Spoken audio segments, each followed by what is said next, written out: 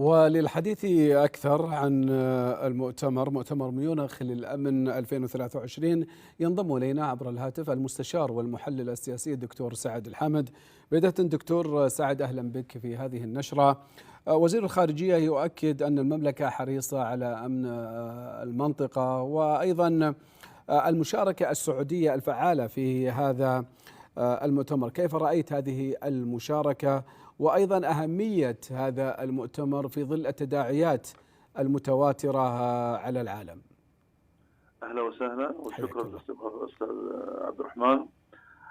في الحقيقة بأن هذه الآن يعني المشاركة السعودية في مؤتمر ميونخ للأمن يعني تأتي في ظل يعني تداعيات دولية عديدة.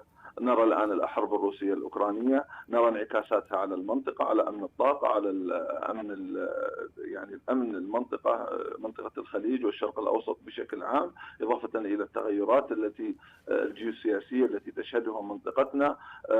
رأينا أيضا مدى المشاكل التي تحصل الآن في بعض الدول العربية، أيضا من قبل تغول وتدخلات إيران في المنطقة. رأينا أيضا أهمية يعني هذا المؤتمر الآن في ظل أن هنالك رغبة ملحة بكف يد إيران عن التدخلات في دولنا والدول العربية والتأثير وإنهاء بعض النزاعات. المملكة العربية السعودية تلعب دورا هاما من خلال ما تقوم به. رأينا تدخلات المملكة في الشأن العراقي لإنهاء الاحتقان السياسي سابقا. رأينا الجهود المملكة العربية السعودية من خلال المصالحة اليمنية. رأينا المملكة العربية السعودية وكيف استطاعت من خلال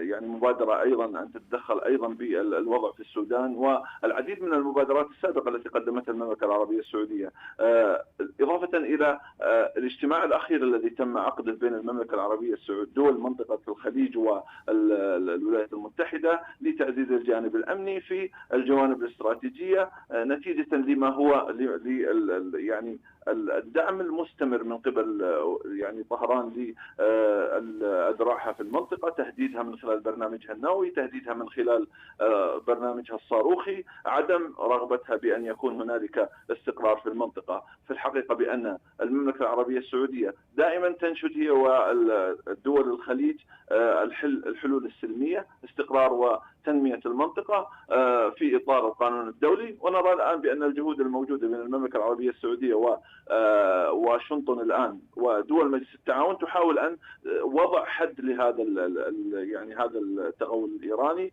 هذه المشكلات التي يثيرها النظام الإيراني من خلال حلول سلمية، حلول يعني تبنى وتنطلق من القانون الدولي لما يقوم به هذا النظام.